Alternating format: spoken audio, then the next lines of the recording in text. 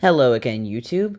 I'm back for another installment in my series of A Brief History of French Polyphagia.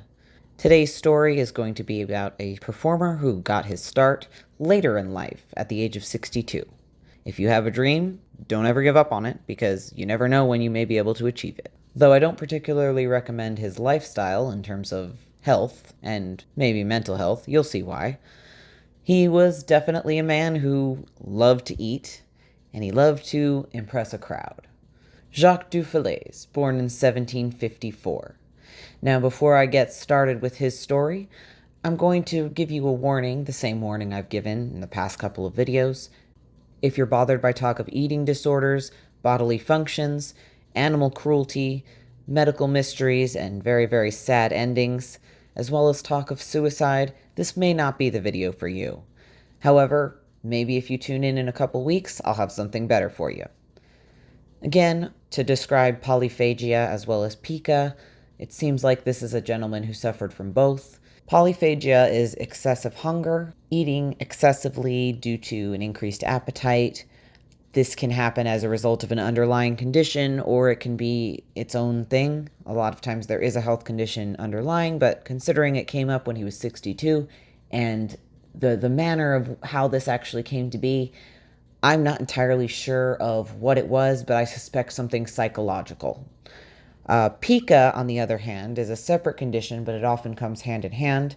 I'm almost positive he had pica, which is the desire to eat items that have no nutritional value, such as ice, clay, soil, paper, or in his case, coins. We'll see. It depends on whether or not he was doing this specifically to retrieve the coins later or what. But for whatever reason, that is part of his act and part of what he seemed to enjoy eating.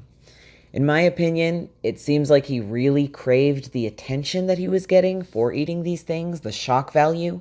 And honestly, that could be the case for any of these guys I've talked about, because all of them have, garnered reactions from people. That's why people wrote about them, because we were fascinated by it. And that kind of attention maybe might be the only thing that that person has as a claim to fame. And I could see them getting addicted to doing things that aren't so good for their body because it gets them the attention that they want. We all have a craving to be remembered and, make our mark on the world. And this was his mark on the world. Without a doubt, he made one. As I mentioned before, he was born in 1754, but the reason he's third on the list, which I'm doing chronologically, is because he got his start later in life. So take a moment to imagine that you're a quarry laborer in France, and after a long, grueling day of work, you're out drinking with your buddies. They're encouraging you to drink more and more because you're packing it away. You're really packing away the liquor, impressing all of your friends with just how much you can guzzle down. It's the kind of thing that happens at frat parties all the time. Now, let's say your friend jokes that you're eating and drinking so much that you could even eat the landlady's canary bird, which is sitting in a cage a few feet away. Now, this is someone else's pet, so anyone in their right mind would laugh it off and not do anything about it. But for some reason, Jacques De Falaise was inspired by this statement to really show this guy what he could do. It said that he was determined to try whether he could or not, and in spite of the landlady's opposition, he put the poor canary bird into his mouth and swallowed him, feathers and all in one moment. To the great astonishment of the whole company, including himself. He really did not think that he could do it, and he was surprised to find that he could, and it went down so easily. And thus was the precursor to his sudden blooming career as a polyphage. He was known as the human piggy bank, and he's the only one on this list to start his career so late in life. Again, the reason we put him after Tarrare and Dommery is because his polyphagia began suddenly after both of them were already long gone, in 1816. Much like Tarrare, Jacques was propositioned by a manager of a Parisian theater for a novelty act, so this is a bit more upscale and upper end than the street performances of a quack. But regardless, he was a well-known performer at the time. There are a lot of paintings of him. I'm going to put them in the background of this video so that you can see what I'm talking about. All of these depictions in this video were actually specifically done to look like Jacques de Falaise. We don't really know too much about him, but we do have pictures of him. So his annual salary was 400 francs, with food and clothing thrown in as well, and he was asked to swallow anything that the public gave him, a similar act to Tarrare. He could keep anything that he swallowed, but he was not allowed to swallow more than 150 francs. The weight of his stomach was said to cause distress, and he had to wear a bandage around his belly until the coins had passed.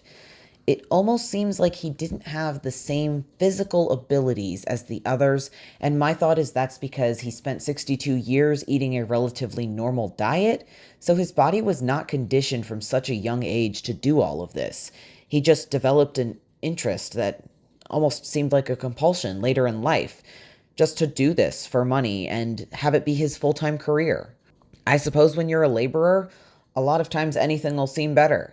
Maybe this was really a passion of his. He probably very much enjoyed the way that the crowd reacted to these amazing feats. Of course, it wasn't really a dignified profession to have to dig through your own shit to get your pay, but it was what he loved.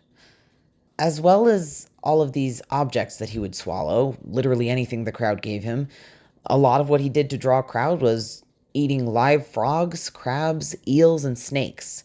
All of these were on the menu live, and there was a bit of a problem with that because they didn't die immediately after being consumed. Crabs and eels would move around in his stomach afterward, which is just an incredibly disgusting thing to imagine. I certainly could never do that myself. Additionally, one of the eels, while still alive, made its way back up his esophagus and into the posterior nares.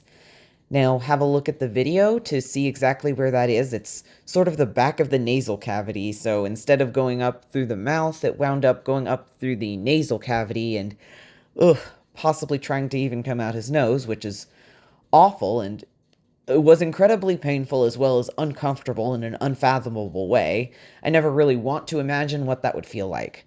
So, from that point on, after this incident, he began biting the head of the eel with his molars to kill it before he swallowed. To no one's surprise, with a lifestyle like this, especially at his older age, he came down with gastroenteritis. It's the same condition that occurs when you get a stomach bug, but in this case, instead of being caused by a virus or bacteria, it was likely caused by his eating habits. Of course, something he could have consumed may have had some kind of microorganism in it that caused the condition.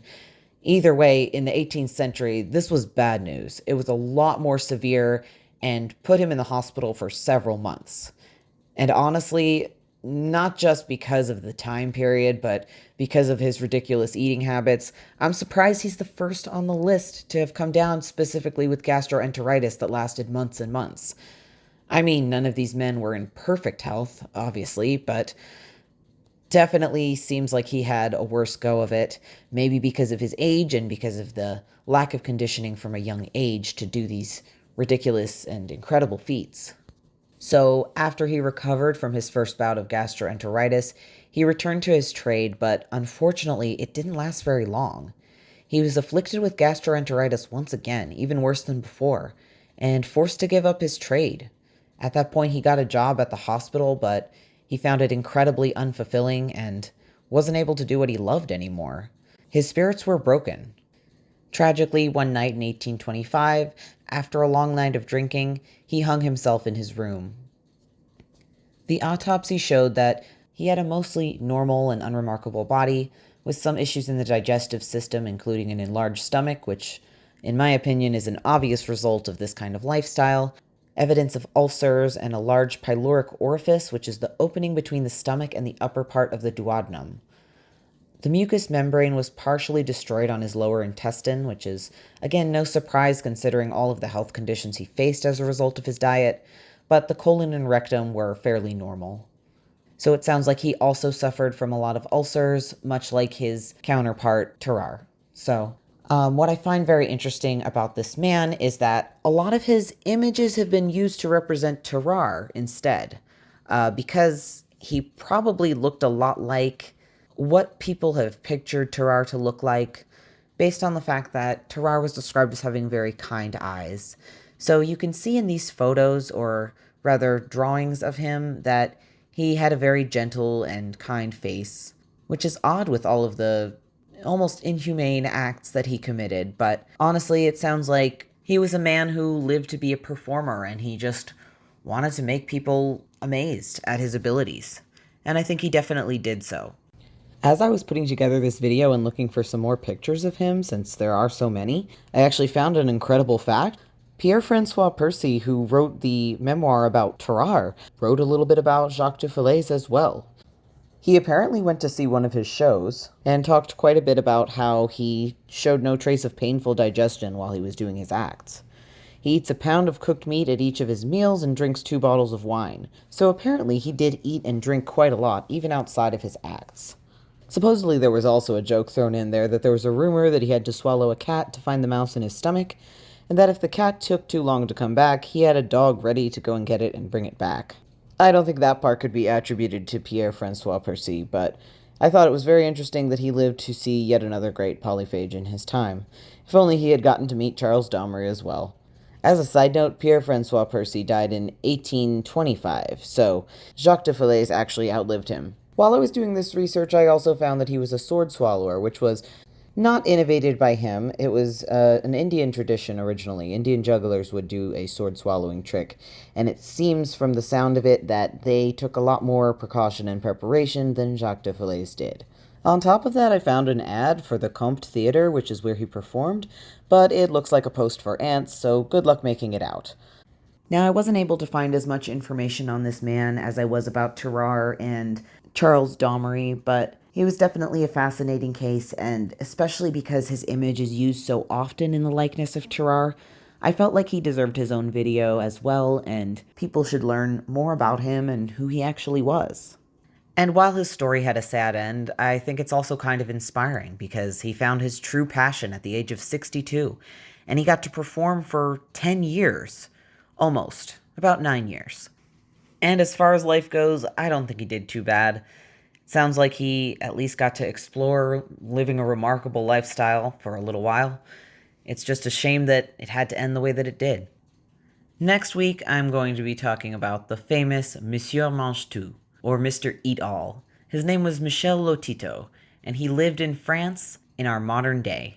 You probably know him as the man who ate an airplane, as well as the brass plaque that he was given by the Guinness Book of World Records for his world record of strangest diet. Be sure to tune in next week for my next and final installment of this series.